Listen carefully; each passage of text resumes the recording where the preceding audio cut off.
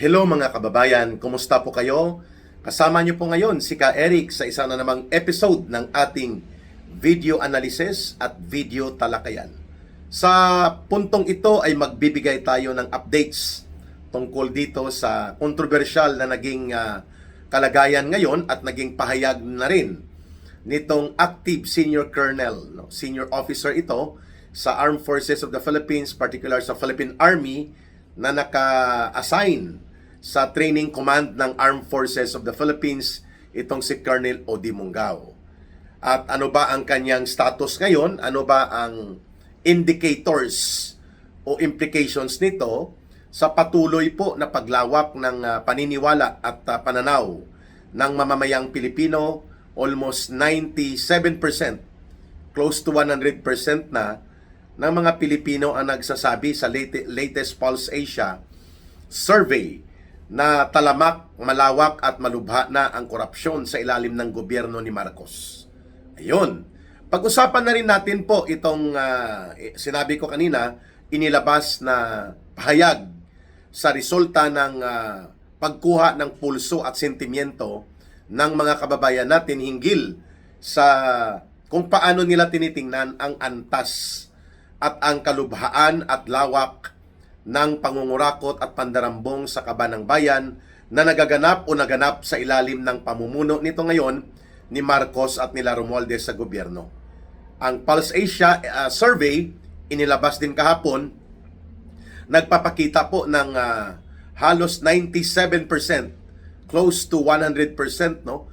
2% lang ang nagsasabi na wala silang alam o hindi sila sigurado kung talamak at malawak ang korupsyon at pandarambong.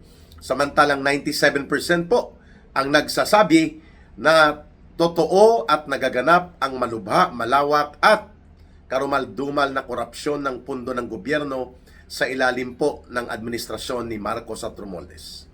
And of course, atin din pong bibigyang pansin itong naging hakbang ng Anti-Money Laundering Council ng Pilipinas. Ito po yung naghahabol sa mga ari-arian at mga pundo at mga pera na ninanakaw o kaya questionably ang pinanggalingan at ginagamit sa transaksyon related to terrorism, related sa kriminal na mga gawain at pati na po sa pandarambong o mga pangungurakot. At itong personalidad na si Congressman Terso Edwin Garjola ng CWS Party List, isa ito sa tinatawag na kontraktor. Kagaya din po ni Eric Yap sa Benguet at ng kanyang kapatid na si Edvic Yap ng ACT-CIS at ni Jojo Ang ng Uswag Ilonggo Party List, no? Kababayan ko pa naman itong kulukoy na ito. Si Jojo Ang, Edvic Yap, Eric Yap at itong sila Garjola ay tinatawag ito ng mga contractors. Ganon din po ito si Congressman Momo, no, ng Surigao.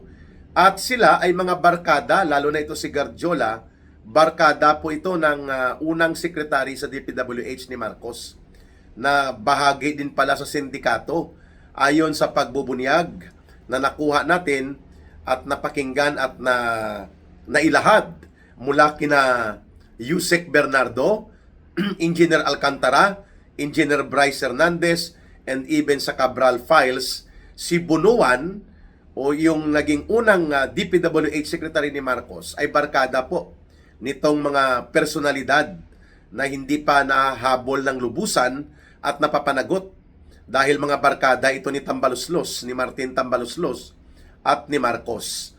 Itong si Garjola, ngayon lang po ito nabigyang pansin, mas mayaman pa daw ito sa mga diskaya. At nakita natin sa Billionaire News Support online sa kanilang ipinablish na balita, may mga koneksyon si Garjola sa mga Indian nationals na mga involved sa mga money-making business sa Pilipinas. At nakakaduda ang mga personalidad, no? Makikita nyo po ito pag i-type nyo Garjola Billionaire News Online, lalabas po doon ang hinggil sa kanyang koneksyon, hindi lamang sa mga Indian nationals na ito, kundi pati na rin po sa mga diskaya. So lumabas talaga na si Garjola bilang very very close kay Secretary Bunuan noon, na membro pala ng sindikato ni Marcos, at ni Romualdez bilang DPWH Secretary, ay isa sa malakas ang loob na tumiba-tiba at mag-operate kagaya ni Saldico. Ang nakita lang natin si Saldico, no? Mayroon pa palang alipores itong sila Romualdez at sila Marcos sa katauhan nito ni Edwin Garjola. At ngayon po ay mukhang hindi na kayang dipinsahan at itago pa nila Marcos, hinabol na ng Anti-Money Laundering Council. At yun nga, billions of pesos po ang kanyang mga transactions, at ito ay tinuturo din na nagbebenta ng mga projects o broker. Kagaya nito ni Congressman Jojo ang na itinuro na rin ng mga diskaya at ng ilang pang mga contractors na nagbebenta ng projects at pinagkakakitaan nila. For example, kukuha sila ng allocables o insertions at mga unprogrammed appropriations na proyekto, 10 billion. Tapos, kukontrata sila, ibibenta nila yon, ang iba mananatili sa kanila, halimbawa 4 billion. So sila mga kontrata noon, dahil mga contractor din sila, so kalahati lang ipapatupad nila. So pag sinabi mong 4 billion, 2 billion kaagad po ang kanilang diskarte para makakubra ng pangungurakot. Siyempre may partida dyan kay Marcos, kay Romualdez, kay Bunuan. So ang 2 billion lang ang ipapatupad nila. Ang 2 billion sa kanila yon. So may naiwan pa na 6 billion. Sa 6 billion na to, ibebenta nila yan sa mga contractors kagaya ng mga Diskaya, Wawaw Builders at iba pa.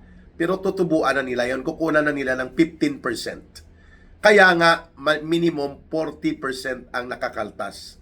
Sa mga projects na ito hanggang 50% wala na halos o ginoghost na lang. Pakikita lang na may mga poste, may mga mixkla ng simento pero hindi na tinatapos. Kagaya ng nangyari sa Bulacan, nangyari sa Mindoro. Itong si Garjola, ganyan ang racket niya. At ito din po ang nangyari sa mga racket nila Eric Yap, Edvic Yap at itong si Jojo Ang. No, mga racket ang tawag dyan eh. Pero hindi nila magagawa yan kung walang blessings ni Martin Tambaloslos at ni Marcos. At of course, ang kanilang conduit, itong isa pang kulukoy na sindikato sa DPWH na naging secretary sa DPWH ni Marcos na siya ang naglagay. Itong si Manny Bunuan na ngayon ay tumakas na o pinatakas na nila Marcos at Romualdez sa Estados Unidos. Ayan.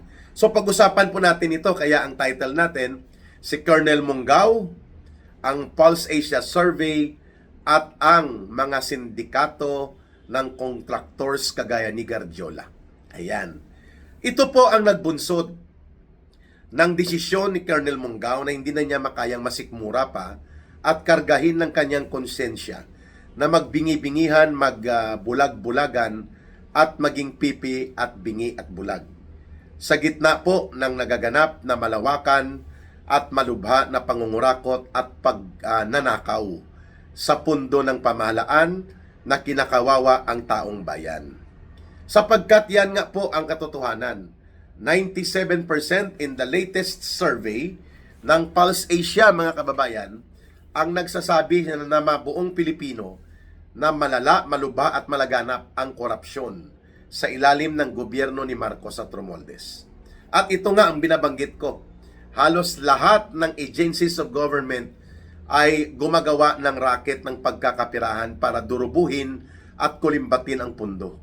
At walang may nananagot, walang may lakas ng loob na sila ay parusahan, sapagkat ganon din po ang ginagawa ng pinakapunong mastermind, si Marcos at si Romualdez.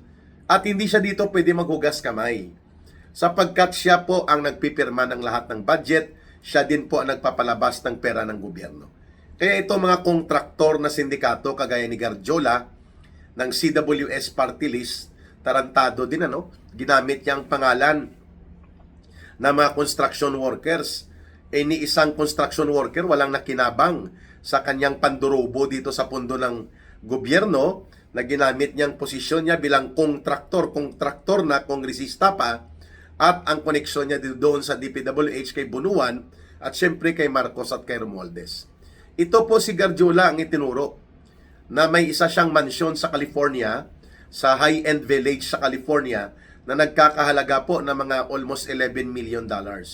That means mahigit or kulang-kulang 600 million pesos ang kanyang mansyon na nagkakahalaga doon sa isang high-end na village or community sa California sa Estados Unidos. At hindi pa nabubulgar ang iba niyang mga properties. Ang ibig nating sabihin dito, ito pong mga kaganapang ito at mga realidad na ito ang nagtulak kay Colonel Mungao kung bakit nagdesisyon siya, bagamat sabi niya personal desisyon and personal capacity niya na ideklara niya ang kanyang withdrawal of support to the Commander-in-Chief who is Marcos being the President, pero may epekto po ito. May mensahe po itong gustong ipaabot na marami sa ating mga matitino pa na mga officers ng Armed Forces of the Philippines and even sa Philippine National Police ang nakakakita at nakakaramdam at nakakaunawa na malala, malubha at very terrible ang kagaspangan at kagarapalan ng gobyerno ni Marcos at ni Romualdez sa pagpapahintulot na kulimbatin at kurakutin ang pundo ng bayan. To the extent na hindi matapos-tapos ang mga classrooms para sa ating mga kabataan, mga mag-aaral, mga pobreng kabataan na gusto sanang makapag-aral, walang mga sapat na mga silid-aralan, tumutulo, wasak, luma na, and we have a shortage of 162,000 classrooms. Yan po ay mismo galing sa Department of Education na data. And yet, nagkakapera-pera, billion to trillions of pesos po ang ninanakaw ng mga aliporis ni Marcos at Romualdez and mismo nila Marcos at Romualdez. So kung ikaw ang kagaya ni Colonel Mungao, graduate ng Philippine Military Academy, PMA graduate ito class 1992, at kayo ay mayroong doktrina na ipinatimo at ipinagkaugat sa inyong kaisipan na kayo ay hindi dapat nagnanakaw, hindi dapat nagsisinungaling, at hindi dapat nandaraya o nanloloko, at hindi nyo dapat tinotolerate ang gumagawa ng pagsisinungaling, pagnanakaw at panloloko, lalo na kung ito ay ang presidente na mismo at matataas na opisyal ng gobyerno ang nasasangkot, you will understand the grumblings inside the sentiments nitong mga ating sundalo. At ito nga, para hindi magkaroon ng malawak na sentimiento sa pagsisimpatya sa naging pahayag ni Colonel Mungao, restricted na yata ito pagbalik niya, and he will be subjected to court-martial as far as information to Eric are coming in right now. And he will be charged sa Articles of War, or iimbestigahan siya at i-charge sa violation ng Articles of War by inciting or inducing mutiny. Medyo serious yan ha. May kulong po yan at may pagkakatanggal sa serbisyo sapagkat si Colonel Mungao ay active in service pa. Pero alam natin na alam din ni Colonel Mungao itong patutunguhan niya. Kaya nga siya nagsabi na kayo na po ang bahala sa aking mga anak, sa aking pamilya. At ini-expect niya na yon ang patutunguhan niya.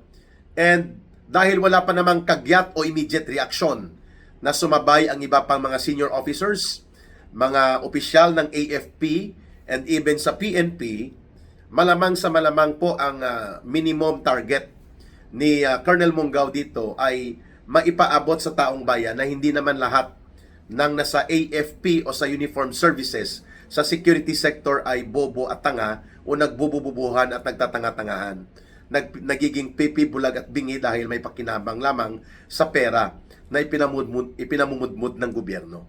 Yun pong gusto niyang i-message na may matitino pang natitira at mayroong sentimento na kinikimkim ang mga officers, ang mga sundalo, ang men and women ng ating Armed Forces of the Philippines na hindi lang nila maisiwalat.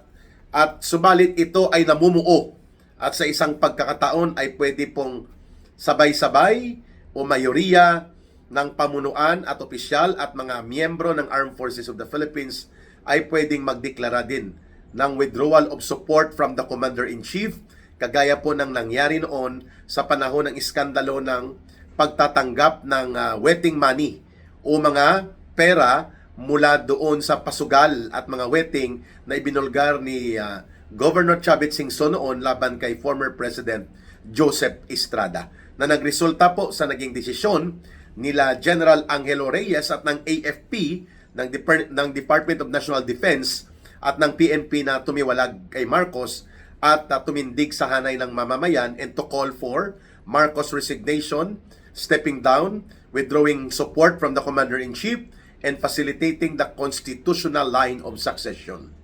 Hindi po malayo na papunta at patungo po dyan ang kalagayan ng ating bansa dahil nakikita natin ang mga red signs, red flags na hindi po naaampat at hindi po napipigil ni Marcos ang korupsyon sapagkat bahagi nito ang kanyang pamilya. Siya mismo, ang kanyang pinsan, absuelto na nga, no? Wala pang investigasyon na masusi at malaliman, inabsuelto na si Sandro Marcos at si Martin Romualdez, itong kulukoy na ICI gimmick ni Marcos.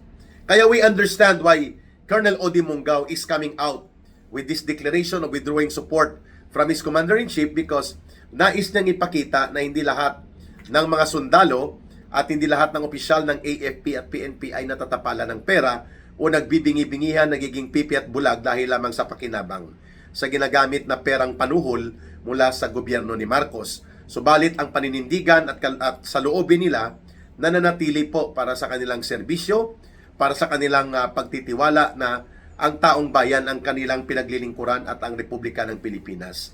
Hindi si Marcos, hindi ang mga politiko. Yan po ang mensahe na nais ipahiwatig ni Colonel Odi Mungao sa kanya pong inilabas na pahayag. Okay?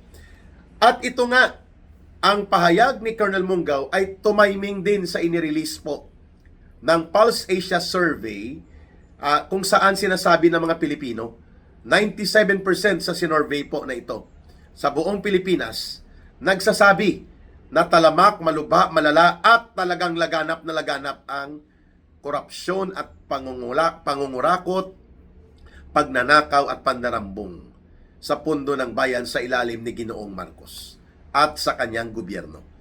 And so therefore, we are now in a situation that Marcos has totally lost his mandate from the people. -3 ang kanyang ratings of trust and approval sa SWS. -14 or -15 pa nga ang kanyang ratings trust and approval dito sa ating Pulse Asia din, last quarter survey. Trust and approval rating, -15. -27 ang kanyang performance rating at ang kanyang cabinet rating and trust approval sa Publicos Asia, -27.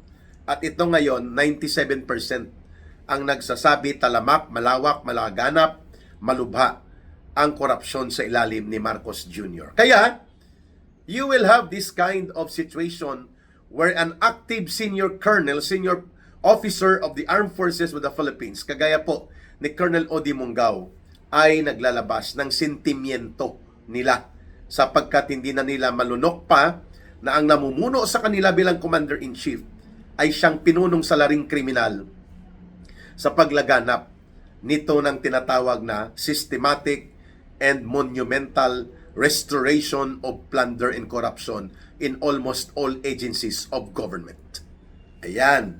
At ang kanyang hinahabol lang ang mga butete at sapsap. Subalit yung inner circle niya na binulgar ni Saldico na nandyan pa, mga barkada nila Romualdez, kagaya nito nila Garjola ngayon lang ito nabigyang pansin, no? At itong mga Edvic Eric Yap, itong Jojo Ang at iba pa, hindi pa po ito napapanagot. At yung mga Dong Gonzales at Stila Kimbo, marami po ito sila na dapat managot, hindi pa po sila naaabot ng kamay ng batas.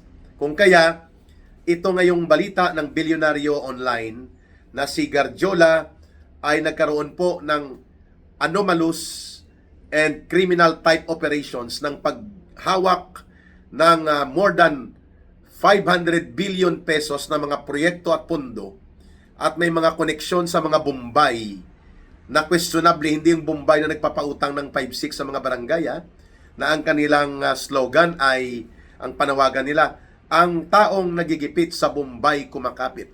Hindi po yun. Malakihan po ito mga kababayan na mga Bombay. At konektado din pala kay Garjola, si Diskaya. Ibig sabihin po, kung si Diskaya at si Garjola ay konektado sa mga Bombay at iba pang contractors, at si Garjola ay isa sa pinagkakatiwalaan na tao ni Manny Bunuan ng DPWH, at si Garjola ay barkada ni Romualdez, kagaya nila Diskaya at nila Saldico at nila Marcos, si Garjola ay bahagi ng sindikato. Yan ang pinaka-minimum na logical point of view o pananaw na pwede nating i-take up. Di po ba? Kaya abangan po natin ang susunod pang mga video analysis ni Ka Eric, sapagkat I think there are around 500 accounts connected to Garjola sa iyang mga kumpanya niya, sa kanyang koneksyon at mga business na itinayo na parang cover sa mga kasindikatuhan ng pagbebenta ng mga proyekto at mga pandaraya sa mga proyekto, lalo na sa trillion pesos na flood control. But Garjola cannot do this alone by himself like Saldico, without the consent and authority given to him by Martin Romualdez, and without Marcos also giving authority and consent kay Marcos. Sindikato talaga. Kaya wag nating tigilang ibunyag ito, sapagkat unti-unti pong namumulat na natin ang mas malawak na taong bayan na nagsasabing hindi nila talaga mapaniwalaan ang sinasabi ni Marcos na hindi siya involved at siya ay walang kinalaman sa malawakan, malubha at sistematiko at organisadong korupsyon at pandarambong na ito. No! All roads of criminal trails lead back to Marcos and Romualdez. At mayroon tayong inaabangan na anytime ay mayroong pahayag na gagawin itong si Colonel Odi Mungao at pati po ang iba pang organisasyon. And we have been informed also na abang-abangan natin ang karagdagang mga ibubunyag ni Saldico, dahil wala pa daw sa kalahati ang kanya mga ibinubunyag. Kung gaano kalala at kalubha at kalawak ang sindikato ng korupsyon at pandarambong na pinamumunuan ni Marcos at nila Romualdez at ng pamilya ni Marcos. Mga kababayan, huwag po nating kalimutan palagi, tayo po ay magkaisa, manindigan at maging matapang. Mahalin po natin ang bansang Pilipinas. Walang ibang magmamahal nito kundi tayo ring mga Pilipino. Para sa Diyos at sa Pilipinas nating mahal. Sa gustong tumulong at sumuporta, bukas pa rin po ang ating GCash line and line of support na mag-coordinate kayo para hindi kayo may scam para sa pagtulong ninyo sa Bangon Sambayanan People's Movement. Ang numero po ay 0916-308-7710. 0916-308-7710. Rohilda Celis po yan, mga kababayan. Maraming salamat. May God bless everyone. And may Allah will be with those who are Muslim brothers and sisters. Bye for now. Mabuhay ang sambayan ng Pilipino. Ito po muli si Ka Eric.